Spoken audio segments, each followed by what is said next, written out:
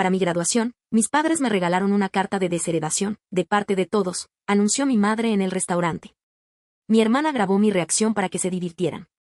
Les di las gracias, tomé los papeles y me fui. No tenía ni idea de lo que ya había hecho. Este sobre lo cambió todo. Mi madre lo deslizó sobre el mantel de lino, haciendo brillar su anillo de diamantes. Mi hermana se inclinó, con el teléfono en mano, fingiendo que era un momento digno de recordar.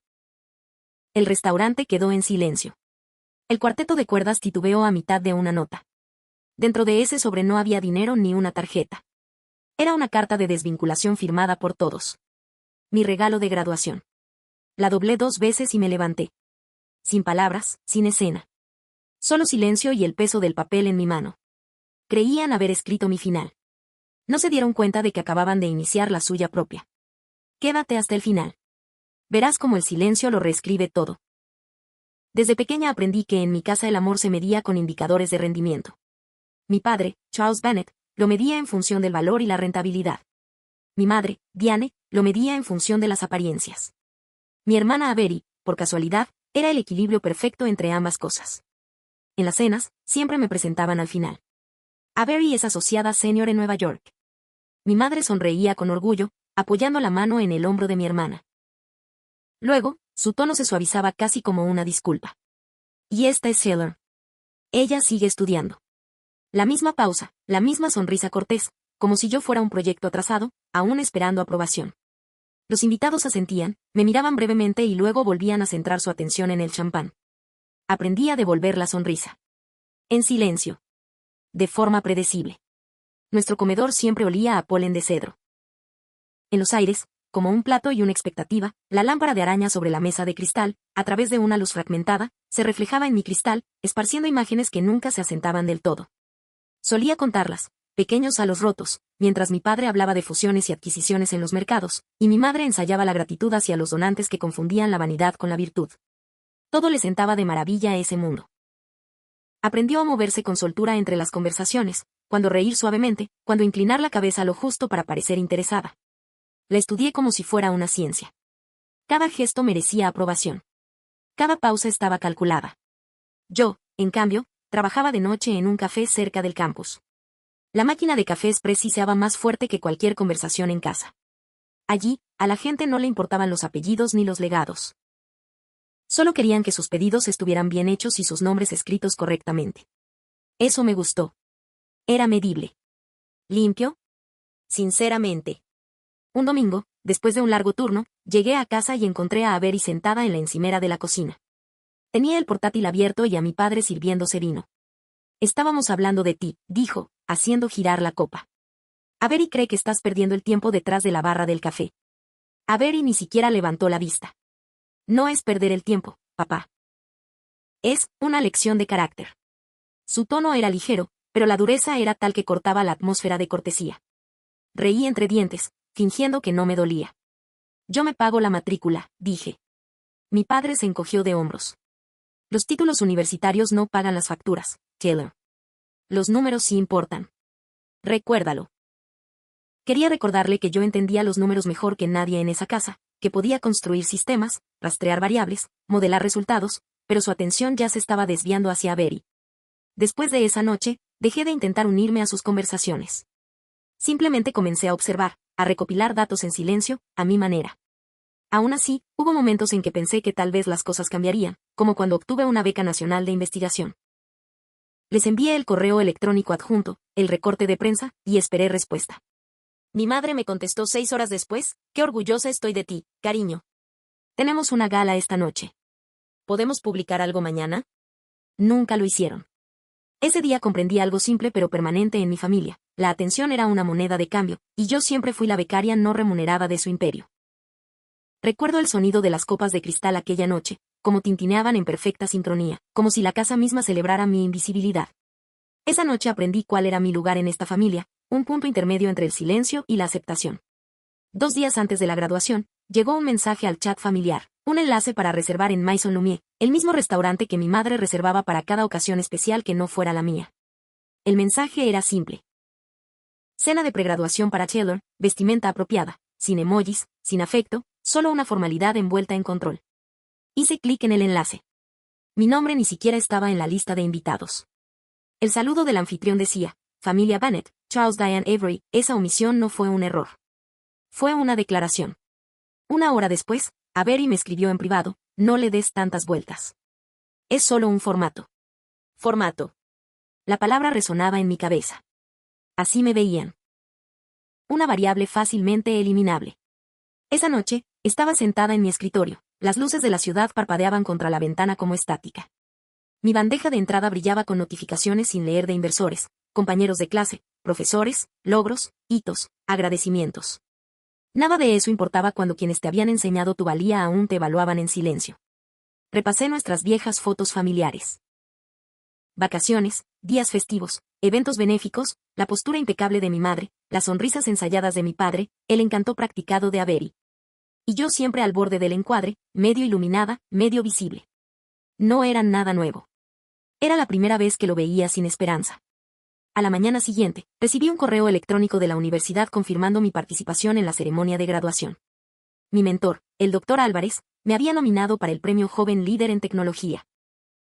Ella escribió, este es tu momento, Taylor. Haz lo tuyo en silencio. En silencio. Esa palabra fue como un salvavidas, algo sólido en un mundo de cristal. Cerré el portátil y respiré hondo.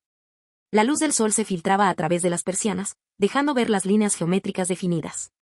Empecé a notar la precisión con la que todo a mi alrededor se había vuelto, la taza de café alineada con la libreta, los papeles apilados por color, el reloj marcando su ritmo constante.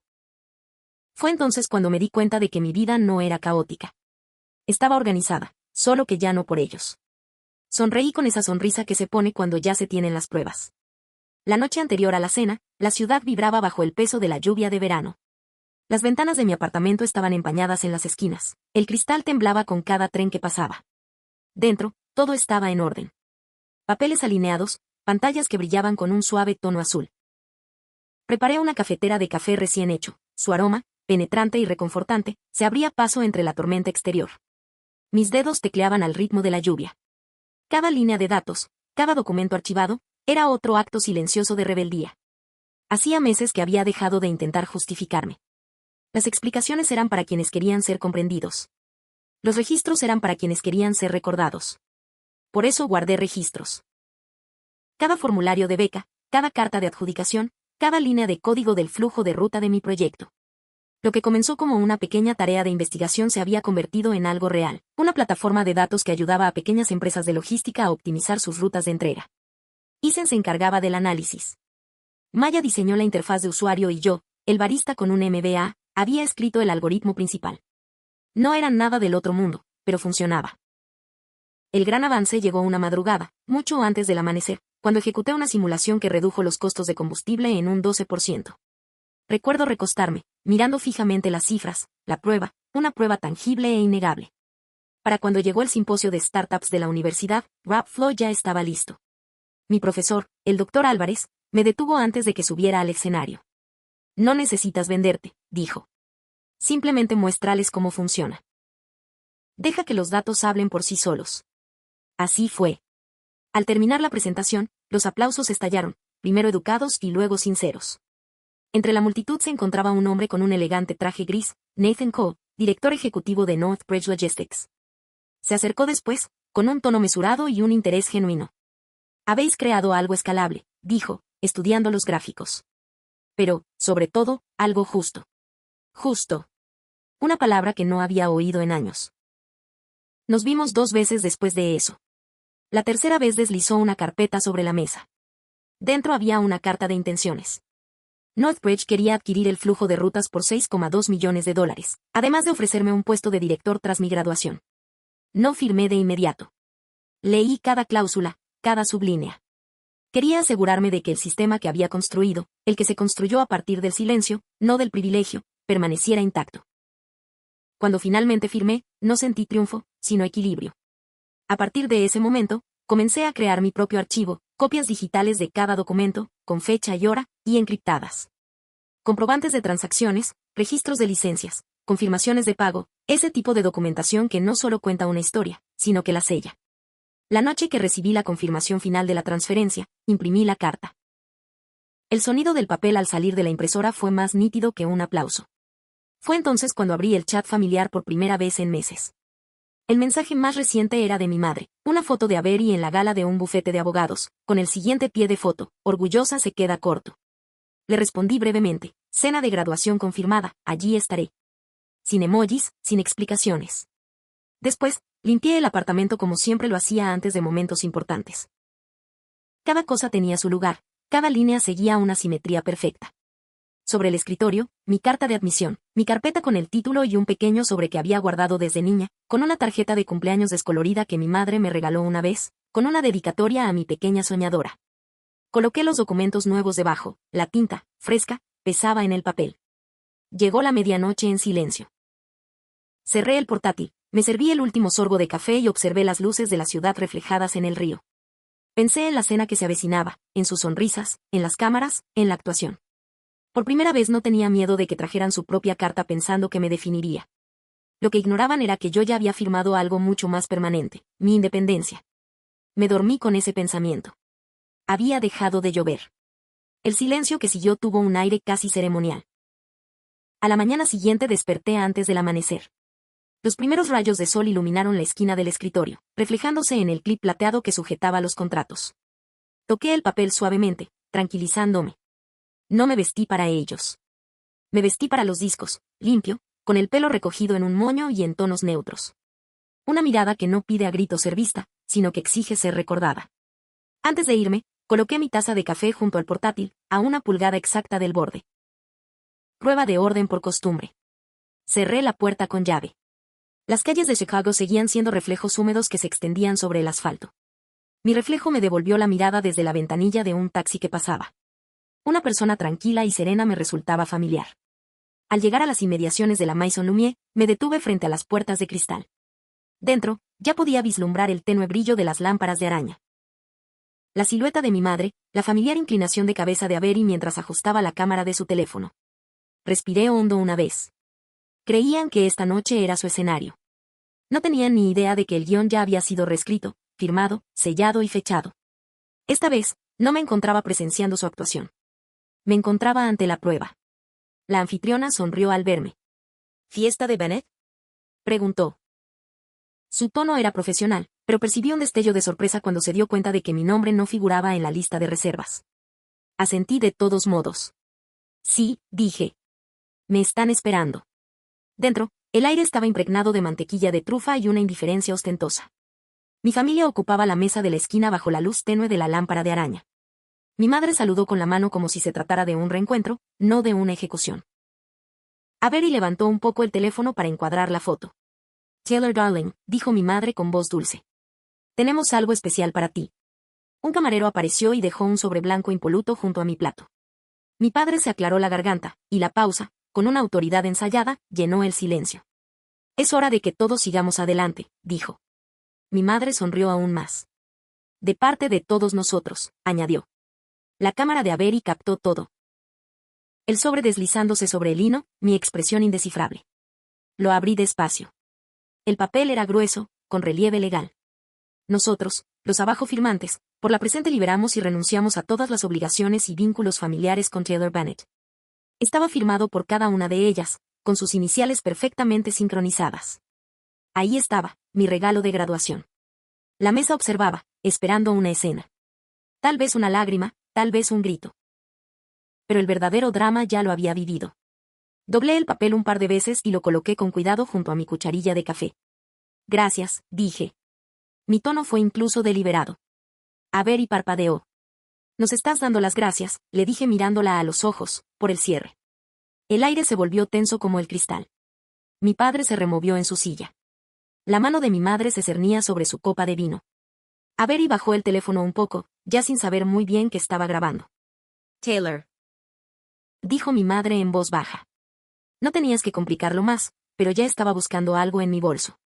Saqué una carpeta del mismo gris neutro que el traje que Nathan llevaba el día que me entregó el contrato. La puse sobre la mesa y la abrí hacia ellos. Dentro estaba el anuncio de la adquisición. El membrete de Northbridge relucía bajo la luz. Debajo, mi nombre, director de operaciones de datos. Integración del flujo raíz. Por un momento, nadie habló. El cuarteto de fondo cambió de canción sin darse cuenta de que estaban musicalizando un funeral. Avery se inclinó hacia adelante y leyó más rápido. Esto es tuyo. Sí. Mi padre frunció el ceño con el mismo gesto que reservaba para las malas inversiones. Tú lo vendiste, yo lo construí. Luego lo vendí, dije en voz baja. El trato se cerró la semana pasada. Mi madre intentó recobrar la compostura. No lo sabíamos. Lo sé, dije. Era la primera vez que veía a mi madre completamente sin palabras. Avery seguía con el teléfono en la mano, pero la luz roja ya no estaba. Mi padre extendió la mano para coger su copa de vino, pero le tembló un poco la mano, lo suficiente como para que el tallo chocara contra el mármol. No alcé la voz. No sonreí. Me quedé de pie. Pueden quedarse con la carta, dije, deslizando de nuevo los papeles de desvinculación sobre la mesa. Yo ya tengo la mía. La ironía se presentó de forma silenciosa y perfecta. Detrás de mí, oía a Avery susurrar algo, tal vez una súplica. Tal vez una maldición, pero no me volví. Al llegar a la puerta, la suave melodía del piano del restaurante llenó el silencio que habían dejado atrás. Apoyé una mano en el marco de la ventana, y las luces de la ciudad se reflejaron en el cristal frente a mí. En ese reflejo, los vi aún allí sentados, rodeados del mundo que habían construido, brillante, pulido y vacío. Afuera, el aire estaba más frío de lo que esperaba. Olía a lluvia y a libertad. Revisé mi teléfono, mensajes nuevos de Northbridge, notificaciones de medios de comunicación que ya se hacían eco de la adquisición. Prueba, todo sellado con la fecha y hora. El sobre que tenía en la mano se sentía más ligero ahora, solo papel y tinta, nada más. Me habían dado su silencio hacía años. Esta noche, lo devolví perfeccionado. El aire nocturno del lago Michigan se sentía más fresco de lo habitual, tan limpio que podía quitarme todo lo que se me había pegado del restaurante. La ciudad palpitaba más allá de los rascacielos, indiferente y vibrante. Caminé sin prisa, el sonido de mis tacones mezclándose con el zumbido de los coches que pasaban. Cada paso pesaba menos. Cuando llegué a mi apartamento, el cielo ya se había aclarado, dando paso al amanecer. Una tenue luz se filtraba a través de las persianas, dibujando suaves figuras en el suelo. Dejé el sobre la encimera, junto a mi título enmarcado. Su carta parecía pequeña al lado de la nueva, la oferta de Northbridge, firmada con el sello en relieve.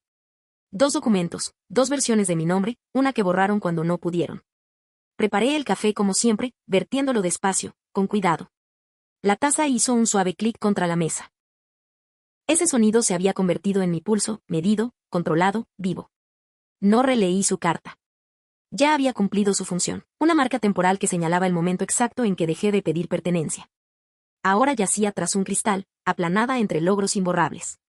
Mi teléfono vibró una vez, era un mensaje de Avery. No lo dijimos en ese sentido. ¿Podemos hablar? Me quedé mirándolo un rato. Los puntos parpadearon, desaparecieron y volvieron a parpadear. Entonces puse el teléfono boca abajo. Algunos mensajes no están hechos para ser contestados. Están destinadas a resonar en el silencio. La luz se tornó más cálida. Afuera, la ciudad se extendía despierta, furgonetas de reparto, corredores, el ritmo de un día cualquiera. Abrí la ventana y dejé entrar el aire. Abajo, un tren chirriaba metal contra metal, un chirrido crudo y honesto. En el reflejo del cristal, vi a una mujer que ya no tenía que explicar por qué estaba allí sola. Tomé su carta por última vez, la doblé cuidadosamente y la deslicé detrás del marco de mi título, no escondida, sino colocada con orden. Prueba de lo que había cambiado. El ambiente se tranquilizó. Mis hombros también. El silencio, por fin, no se sentía vacío. Se sentía merecido. La venganza no sonaba a victoria. Sonaba a una respiración tranquila en una habitación silenciosa. El tipo de silencio que uno elige, no el que le imponen. Las familias se rompen estrepitosamente. La paz se reconstruye en silencio. Me borraron de su historia, pero me convertí en una nota al pie que jamás podrán eliminar. Algunas historias no terminan con el perdón, sino con la claridad. Si alguna vez has sido la persona callada de la sala, aquella a la que todos subestimaban, esta historia es para ti. Mira hasta el final, porque a veces el silencio no es rendición, sino estrategia. Y la calma que le sigue, así suena la verdadera libertad.